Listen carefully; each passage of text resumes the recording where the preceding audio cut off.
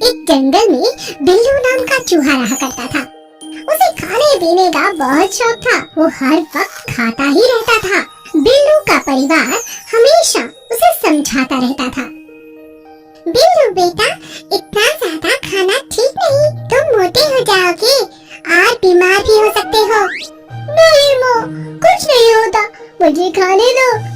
जंगल के राजा शेर का जन्मदिन था। राजा ने सभी जानवरों को दावत पर बुलाया था। बिल्लू भी राजा के जन्मदिन पर गया। राजा के यहाँ पर इतना सारा खाना देखकर बिल्लू बहुत खुश हुआ और उसने ढेर सारा खाना खाना शुरू कर दिया। राजा और सभी जानवर बिल्लू पर खूब गुस्सा हुए। सभी ने उसे घर वापस जाने को कहा।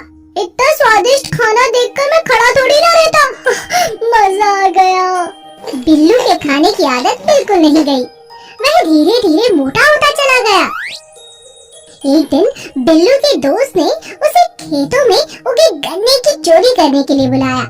अरे वाह, गन्ने के खेत में तो खूब मजा आएगा, मीठे मीठे गन्ने खाएंगे। बिल्लू और उसके दोस्त ने गन्ने तो तोड़ लिए, लेकिन बिल्लू वहाँ खड़ा खड़ा गन्ने खाता था और उसका दोस्त वहाँ से जाना चाहता था। उसने कहा, अरे बिल्लू जल्दी आओ, यहाँ खड़े रहना बिल्कुल भी तुम्हारे लिए ठीक नहीं, हमें यहाँ से जाना होगा।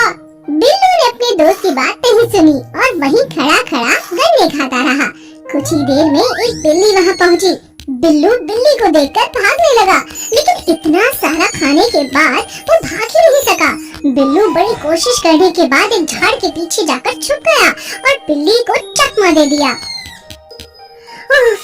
बाप रे बाप, बाल बाल बचा हूँ आज। मुझे अब से अपनी इतनी ज्यादा खाने की आदत को बदलना ही होगा, सुधारना ही होगा। इतना वजन, इतना खाना, भागना ही मुश्किल हो गया था। बिल्लू को अब सबक मिल गया था और उस दिन के बाद से उसने अपना खाना पीना कम कर दिया। धीरे धीरे बिल्लू का वजन भी कम हो गया और वो खूब तेजी से भागने लगा। बहुत समय पहले की बात है। एक घने जंगल में बहुत सारे जानवर और जीव रहा करते थे। उस जंगल का शेर वैसे तो बहुत ताकतवर था, लेकिन वो सभी की बातों में आ जाया करता था। चीकू नाम का बंदर अक्सर उनके कान भर लिया करता था। राजा तो बहुत मूर्ख है, हमेशा ही मेरी बातों में आ जाता है। क्यों ना इस बार उनके मन में बाकी जानवरों के लिए नफरत डाल दूं?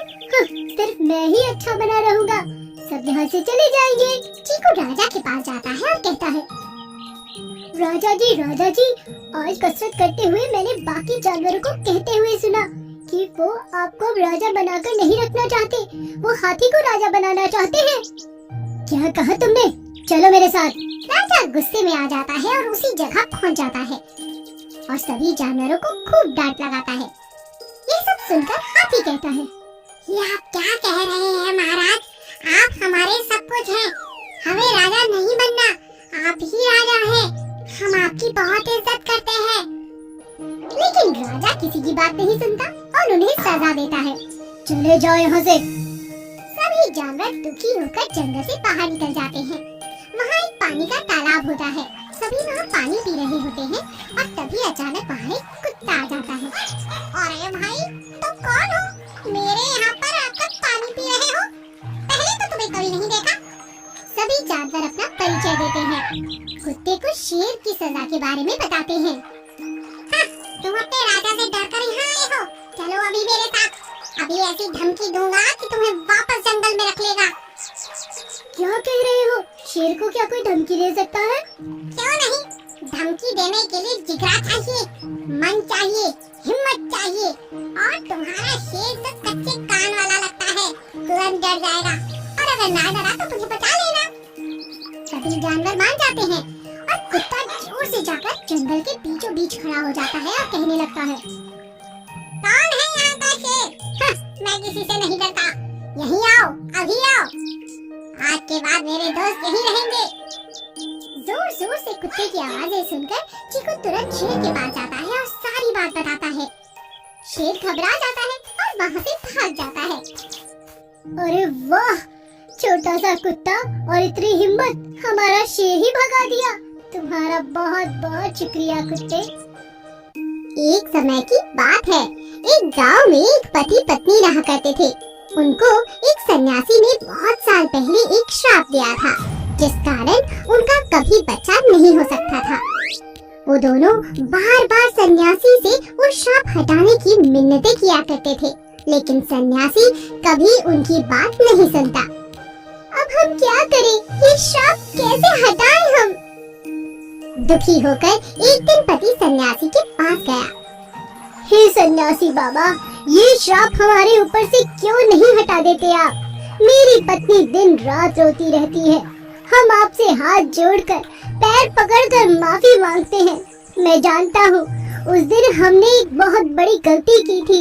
एक जानवर को बिना सोचे समझे पकड़कर बांध दिया था और उसे मारने की कोशिश की थी। बहुत साल हो गए, ऐसा कोई पाप हमने अब नहीं किया। सन्यासी को उन दोनों पर दया आ गई और कहने लगा, ठीक है, मैं तुम्हारा श्राप हटा दूंगा, लेकिन तुम्हारी औलाद इंसान नहीं बल्कि एक मेंढक होगी। वे दोनों इस बात से बहुत खुश थे। जल्द ही उनके घर में एक मेंढक बेटी पैदा हुई। उन्होंने उसका ख्याल बिल्कुल वैसे ही रखा मानो कि वो एक असली इंसान हो। मेंढक लड़की जल्दी बड़ी हो गई। वो गाना बहुत सुंदर गाती थी। गांव वाले अक्सर उसका गाना सुनकर बहुत खुश हो जाया करते थे। उसी गांव में एक दिन एक राजकुमार वहाँ से गुजरा। उसने मेंढक लड़की की आवाज सुनी। वाह, क्या आवाज है! कितना सुंदर, शांत और मन को मोह देने वाला संगीत है। राजकुमार ने गांव वालों से उस लड़की के बारे में पूछा और उसका पता लगा लिया। असल में वो एक मेंढक थी। राजकुमार ने सब कुछ जानते हुए भी उससे शादी करने की सोची। मेंढक लड़की यह जानकर बहुत खुश हुई। मेंढक लड़की और राजकुमार की बहुत जल्द शादी हो गई। लेकिन मेंढक लड़की और राजकुमार को एक साथ रहने में बहुत तकलीफ होने लगी। मैं क्या करूं? मैं एक मेंढक हूँ। मेंढक लड़की भागकर अपने घर वापस चली आती है। राजकुमार अगले दिन उसे ढूंढते हुए वापस आता है। उसने मेंढक लड़की को मनाया और उसे फिर अपने घर ले गया। घर आते समय उसे परियां दिखी। परी ने मेंढक लड़की को देखा और कहा, मैं तुम्हें एक मेंढक से लड़की बना देती हूँ। यही राजकुमार के लिए एक तोहफा है। परी के जादू से मेंढक लड़की एक सचमुच की इंसान लड़की बन जाती है। आपका बहुत बहुत शुक्रिया परी जी, आपने मुझे एक नई जिंदगी दी है। राजकुमार और रानी बहुत खुश हुए और साथ साथ रहने लगे। चूहा, बिल्ली और शिकारी। एक जंगल में एक उल्लू, एक नेवला, एक चूहा और एक बिल्ली एक पेड़ के नीचे रहते थे। वे एक दूसरे के पैदाइशी दुश्मन थे और एक दूसरे से बचकर रहते थे। एक दिन उस गांव में एक शिकारी आया। उसने जानवरों को पकड़ने के लिए पेड़ के नीचे जाल बिछाया था। बिल्ली पेड़ के ऊपर बैठी थी और चूहे को पकड़ने के लिए पेड़ से नीचे उतरती है और जाल में अचानक फंस जाती है। अरे बचाओ!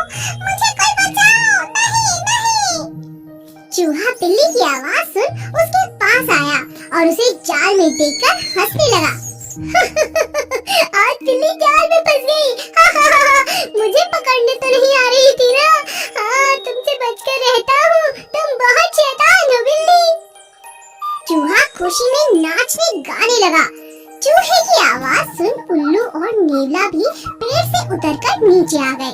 अरे नहीं, हम ये उल्लू और नेवला तुम्हें पकड़कर खा जाएंगे। मैं क्या कर सकता हूँ? चूहा अपनी जान बचाकर तरीके से भागने की सोचता है। वह बिल्ली को देखता है और कहता है, ओ बिल्ली, आज मेरी मदद भी कर दो, फिर मैं तुम्हारी भी मदद करूँगा। मैं इस जाल में घुस जाता हूँ ताकि उल्लू और नेवला मुझे पकड़ ना सके। फिर मैं ये जाल अपने दांतों से तोड़ दूंगा, काट दूंगा और हम दोनों बाहर आ जाएंगे। नेवले से भी बच जाएंगे। बिल्ली समझदार थी। उसके पास और कोई चारा भी तो नहीं था। बिल्ली चूहे की बात पर राजी होती है। जब डर खत्म हुआ तो चूहे ने जाल तोड़ा और बिल्ली के साथ जाल से बाहर निकल आया। चूहा झट से अपने बिल में घुस गया। अगले दिन बिल्ली ने चूहे को कहा, आज चूहे बाहर निकलो, चलो खेलते हैं। चूहा हैरान हो गया। ऐसा पहले कभी नहीं हुआ था। बिल्ली ऐसे बुला रही थी मानो वो उसकी सबसे अच्छी दोस्त हो। चूहे ने कहा, क्या कहा? तुम मुझे बुला रही हो? लगता है तुम्हें मेरे किसी काम के लिए जरूरत है। हम तो दुश्मन है ना, और तुम दोस्तों की तरह आवाज लगा रही हो। बिल्ली चूहे की आवाज सुन हंसने लगती है और उसे कहती है, अब हम दोस्त नहीं, पक्के दोस्त हैं, और दुश्मन तो बिल्कुल भी नहीं। जानते हो, कल तुमने मेरी जान बचाई है, ये बात मैं कैसे भूल सकती हूँ। और तुमने अपना डर भी दिखा दिया। हम दोनों एक दूसरे की अच्छाई बुराई अच्छी तरह जान चुके हैं। चलो खेलते हैं। चूहा खुश हो गया और दोनों मिलकर मजे से खेलने लगे। और यह सब देखकर उल्लू और नेवला हैरान रह गए।